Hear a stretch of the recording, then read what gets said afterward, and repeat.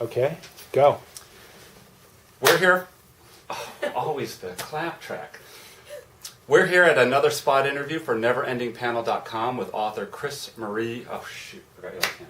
Green. Green. I think it would be How could easy. you forget green? You know, panicked. I panicked. All right, so just start over again? Yeah. Okay.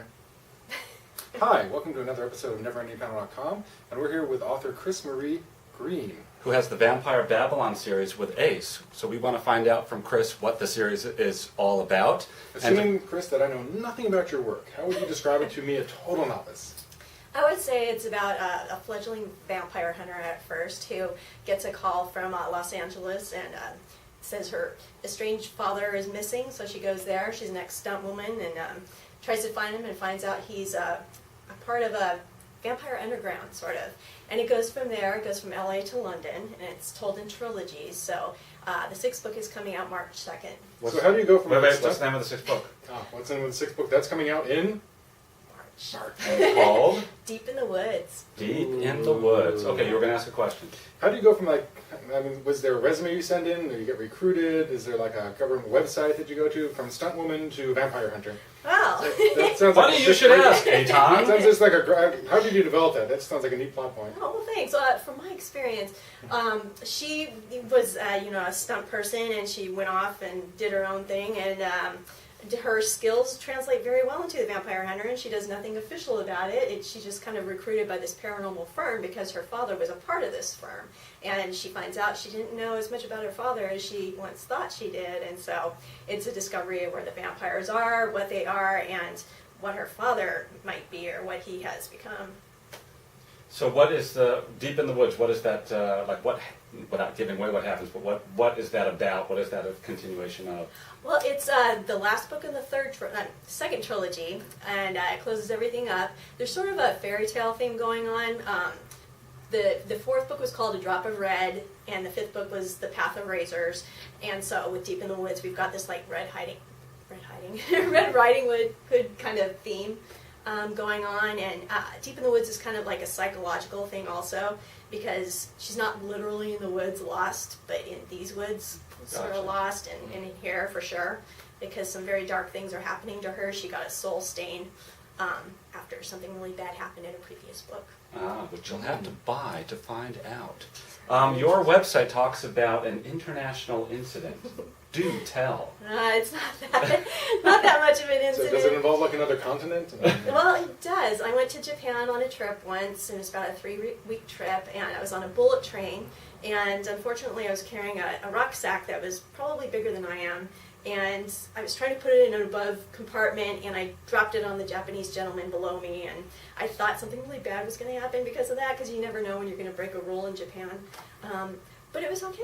That was my international incident. No cops were called in, no police, No, no. just, You dropped a That's the weird rucksack thing. on a small Japanese man. We don't know in Japan. You could, like, walk into a club where, like, people are being almost disemboweled, everyone's just, like, having tea, but you can step on somebody's small toe and all of a sudden, you're running for the American embassy. That's a good point. I've actually heard that in Japan, if you don't look at the card of the person, like if a person gives you a card and you just sort of put it in your pocket, that's a tremendous insult. You're actually supposed to look at it and notice it, and then put it into your pocket. So that's a good point. It may have been an international incident. Yeah. Eitan, Chris Well, shares with you you. try to go back to Japan one day and you're not let in.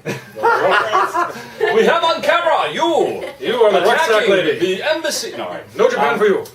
You and Chris share the high school sort of, or eighth grade is middle school. Yeah. So you share that Secondary. Yes, secondary school experience background. My condolences. How has that helped or informed your writing in any way?